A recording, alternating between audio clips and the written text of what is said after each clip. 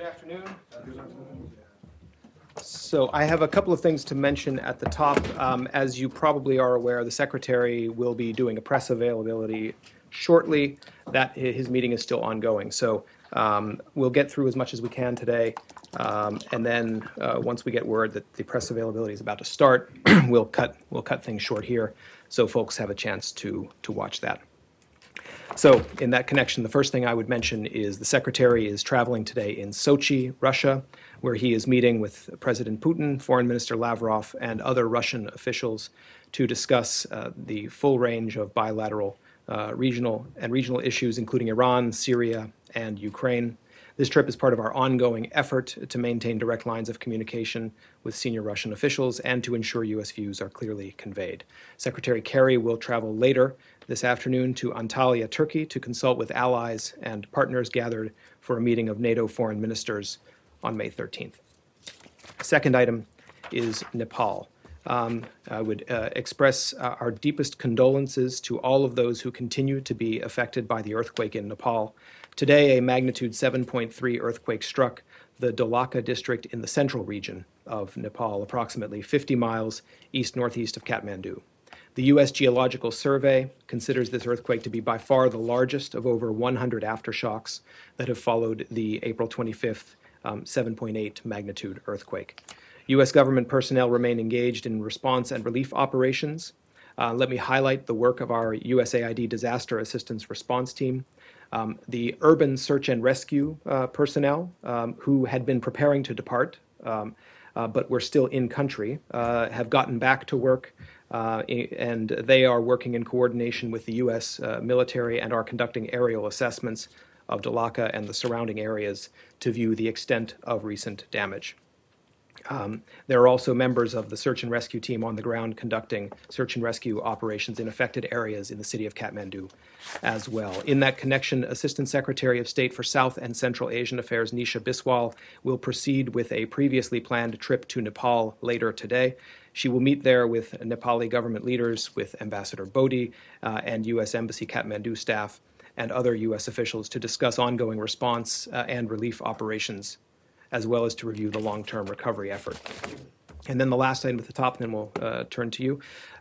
This is Bangladesh. The United States condemns the brutal murder of writer-blogger Ananta Bijoy Das in Bangladesh, the latest in a recent string of attacks against writers and bloggers in Bangladesh. We offer our heartfelt condolences to his family and friends. We hope that the Bangladeshi authorities will find and bring the perpetrators to justice, and that all Bangladeshis strive to ensure space for the peaceful expression of ideas without fear of violence, as enshrined in the Universal Declaration of Human Rights. And with that, Nicola. Thank you. Can we start with Cuba? Yes. The President Raul Castro just announced that the two embassies, the U.S. Embassy and the Cuban Embassy, will be reopening after May 29. That's what he said. So do you have a date for this reopening? Well, I don't have an announcement to make about a date or confirmation of that. Certainly, an exchange of ambassadors would be a logical step but only once we reestablish diplomatic relations.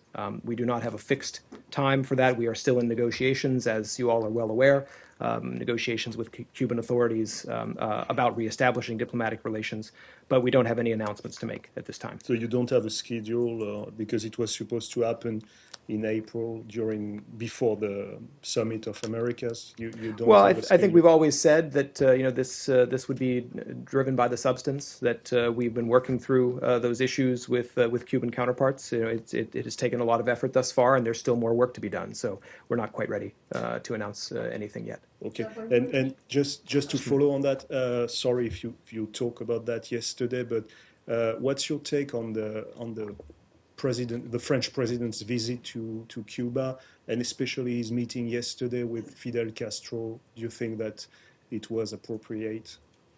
I don't have any comment on the French president's visit. Certainly, we've certainly taken note of it, but I don't have any specific comment about his visit. He's welcome to travel to Cuba, but I don't have any any comment to offer. Roz, did you have a Yeah. follow-up on that? Yeah, do you have any confirmation that there are going to be another another set of talks between the U.S. and Cuba as early as this Friday on normalization?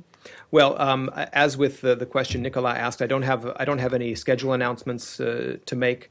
Of course, there will be an upcoming round of talks, but we don't have dates confirmed for that, so we don't have an announcement to make. As soon as we have anything, of course, we'll share that with you all. Would that be here or in Havana?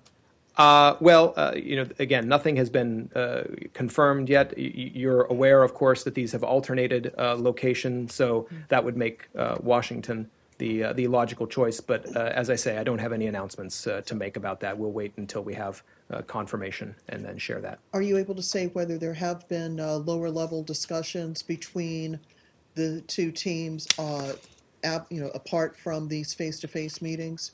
And if so, what issues have they been focused on?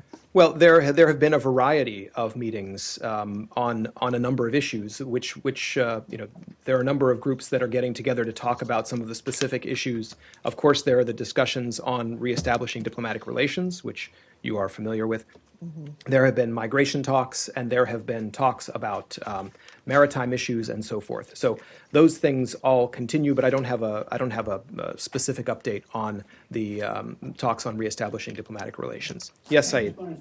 How would this happen? I mean, mechanically, how would it happen? It would be announced by the State Department and the Cuban Foreign Ministry at the same time that on this day we are exchanging diplomats. Is that how it would happen? Well, I think we'll worry about that once we get there. We still have some work to do before we're ready to make but such the issue that Nicola raised, step. That on the 29th, I mean, that's like a fixed date. No. Doesn't that tell that something is going to happen in the following week or something? Well, again, I think my answer to Nicola stands. We're not operating on a set time frame. We have issues we need to work through. We've talked about that in the past, and so we're going to work on that. But we don't have a deadline that we're working toward. Now, would it be prudent, let's say, to announce the exchange of diplomats before let's say June 30th, which is the deadline for the Iran deal? I'm not sure what kind of connection you're trying to draw. I'm trying to say that maybe this is something that exchange can put behind real quick, so it can deal with real controversial issues. We don't have a connection between these two, so I'm not going to draw any linkage. Did you have a question? Yeah, I have yes. a question. In Bangladesh, you mentioned that the blogger has been killed. So the blogger, do you have any update or idea or message that who killed him? Which group? Because in Bangladesh, there's so many fabrication in news media. Somebody does one thing and blame goes to other people. So do you have any clue that who killed him? And it's been killing so many bloggers. Well, this has just happened. There is an investigation ongoing, which the Bangladeshi authorities will lead. So I would refer you to them for any information of that sort. Of course, we are in contact with the government of Bangladesh about the case, but I don't have any announcements to make. Thank you. I have another one question about.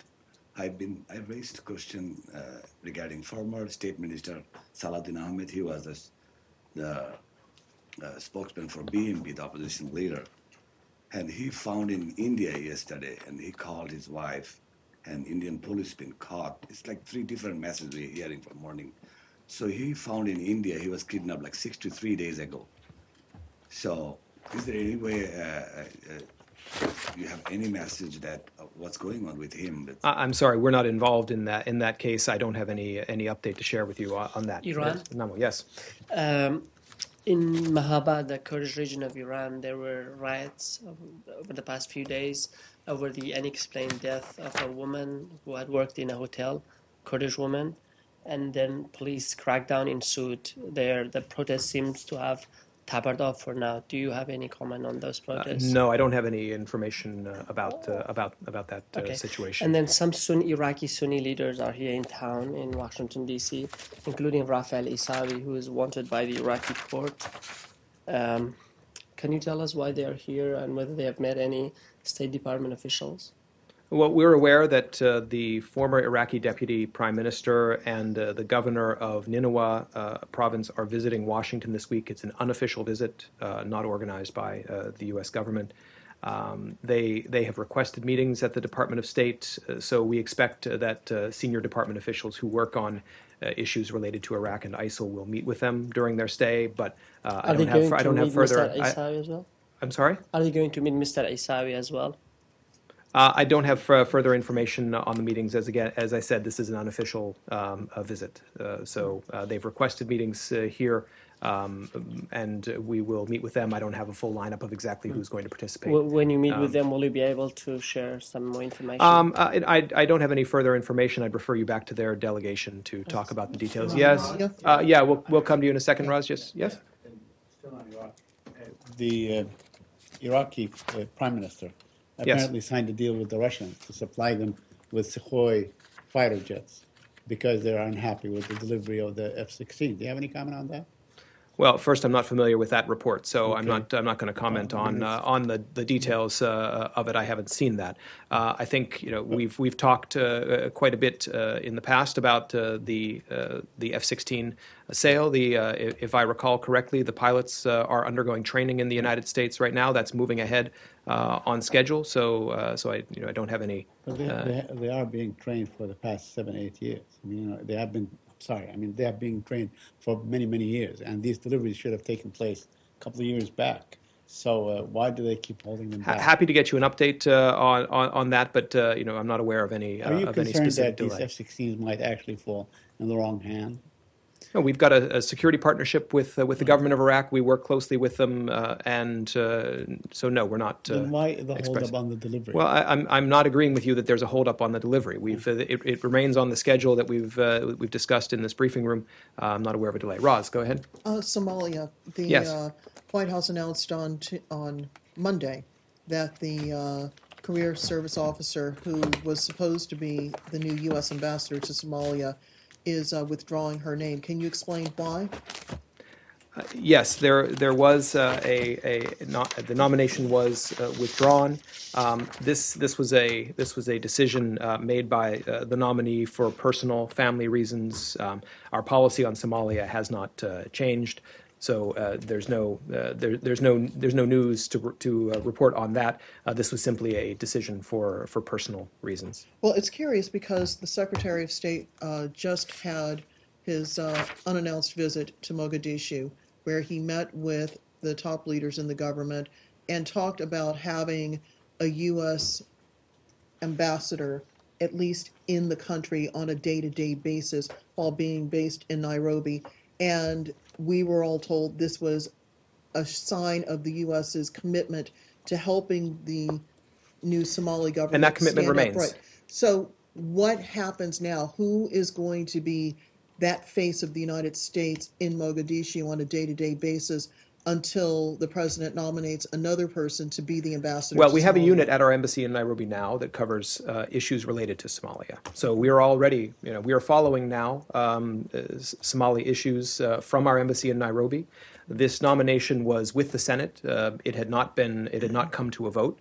So I would refer you to the White House on any specific decisions about a new nominee. They will have the lead on that. But this in no way changes the commitment that the United States government has to Somalia and the specific steps that the Secretary mentioned when he was in Mogadishu. I think as you will recall, he also said at that time that we didn't have a fixed timeline for having an on-the-ground diplomatic presence Right. in Mogadishu. We're working toward that. We are committed to that. But this withdrawal of nomination, which happened purely for personal reasons, it doesn't affect in any way. Did this that, just happen in the last 5 or 6 days?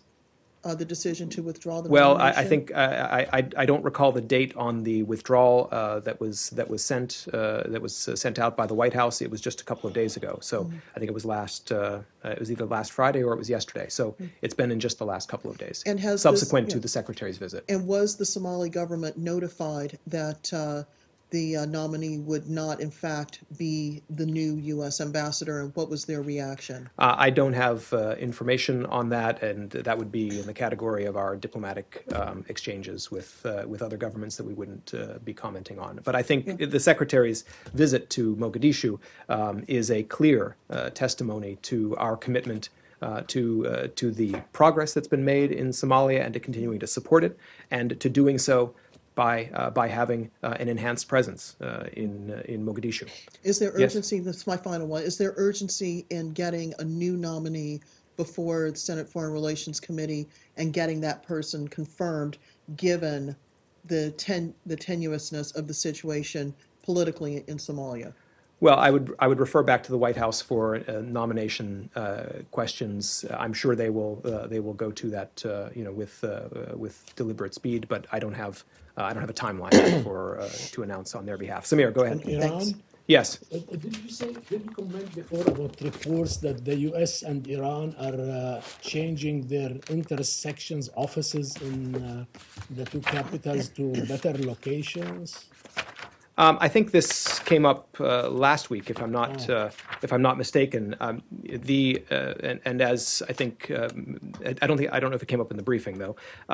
So in that regard, the Iranian interest section requested last year to relocate to a new address, and permission was granted in accordance with standard protocol.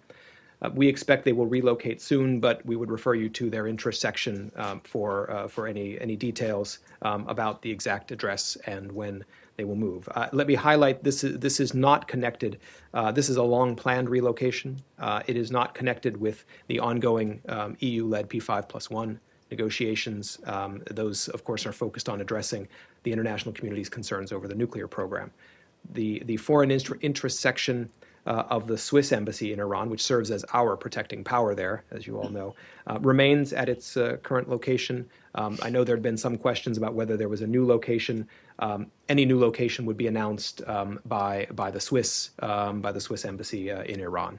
But did the U.S. start taking any steps or any action to improve relations with Iran?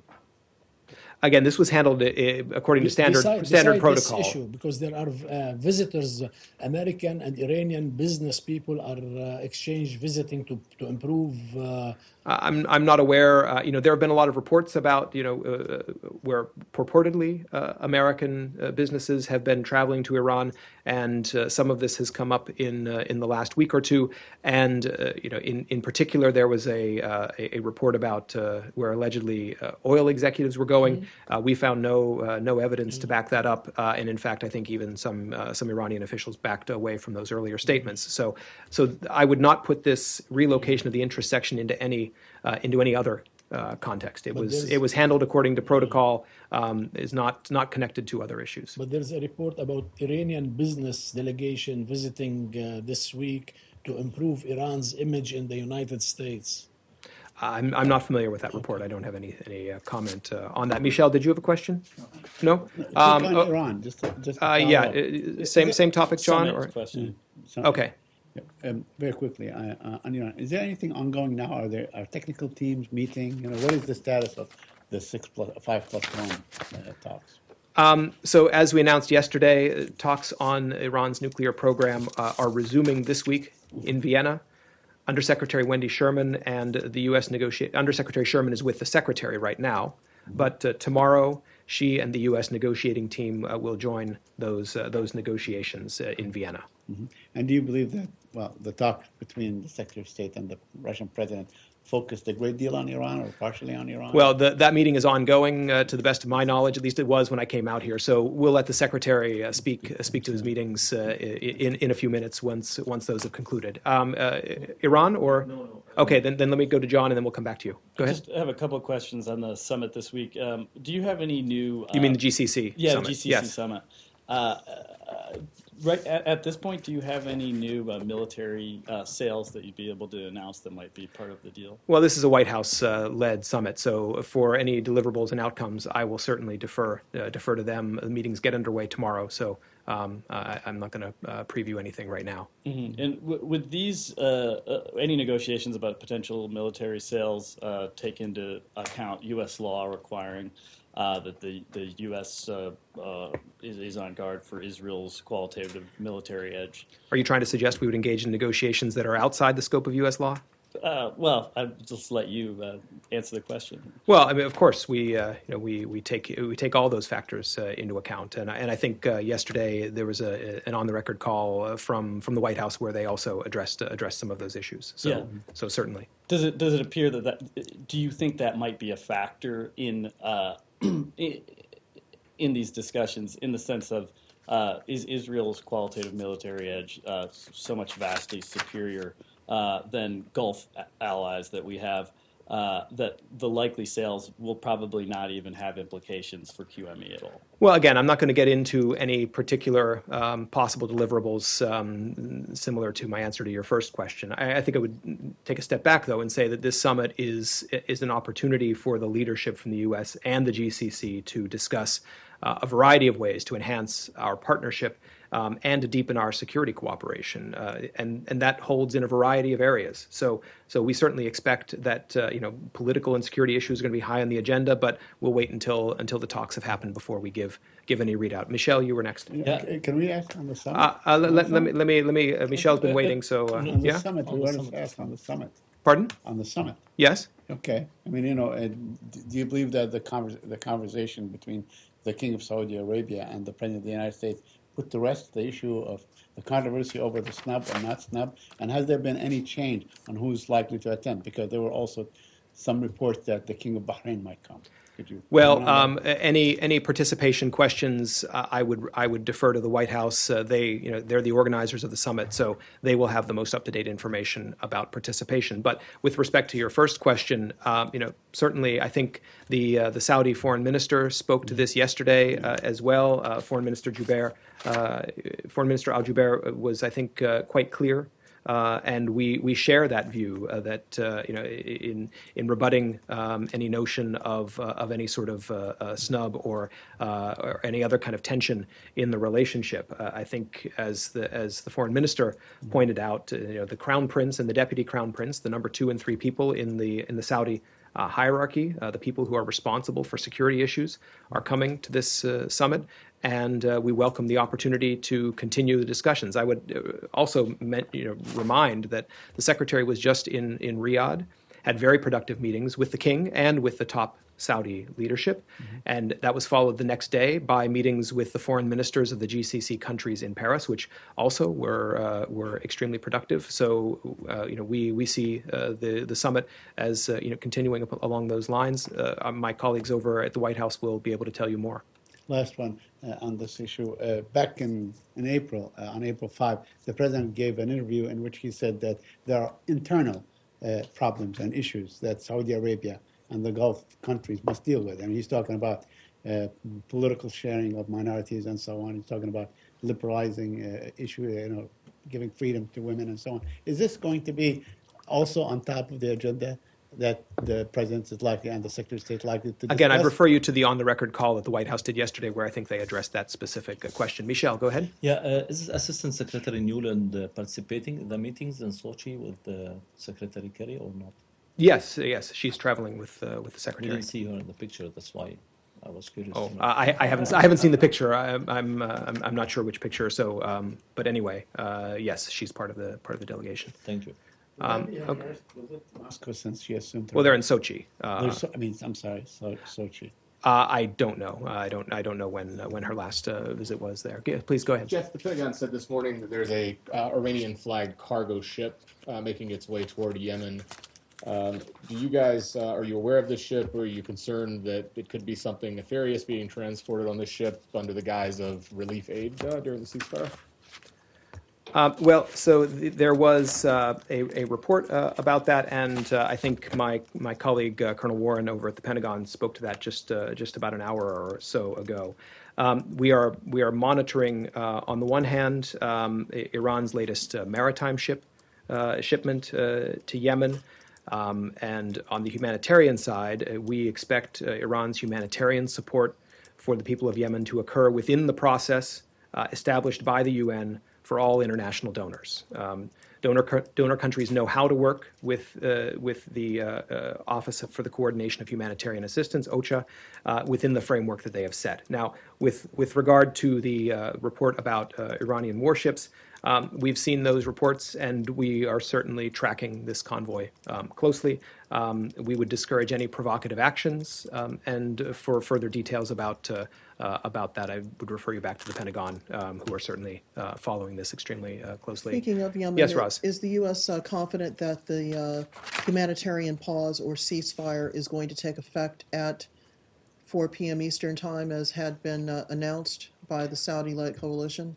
Well, yes, we understand, and we've seen no reason to change that understanding, that the 5-day renewable ceasefire and humanitarian pause should begin at 11 p.m. tonight in Yemen, which is 4 o'clock here, Eastern Time.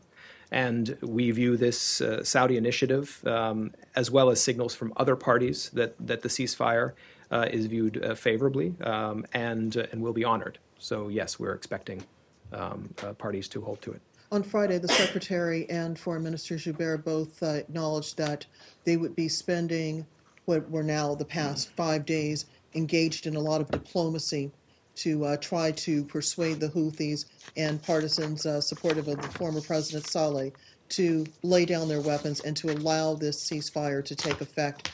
Is there a sense going into the final minutes before the ceasefire starts that the efforts were successful? Well, we understand that the Houthis have indicated that they are willing to accept the ceasefire. We're not in a position to definitively confirm that they have fully done so, but we certainly urge the Houthis and their supporters to welcome this opportunity, to take advantage of this opportunity for a ceasefire and a humanitarian pause, which will facilitate urgently needed deliveries of food, fuel, and humanitarian supplies. Now, I would highlight in this regard as well the role of the UN Special Envoy, Ismail Old Sheikh Ahmed. He's now in Sana'a, and we welcome his active engagement with all Yemeni parties in an effort to try to move the UN-led political dialogue forward. And we encourage the Houthis and their allies and all parties to work with the Special Envoy to return to that political dialogue. All right. Yes. Ceasefire holding? Well, it hasn't. It commences in a few hours. Yeah. It's 4 p.m. Eastern Time. Eastern time, 11 not their p.m. time. time in Yemen. Yes. All right. Anything else? Thank you. Thank you so much.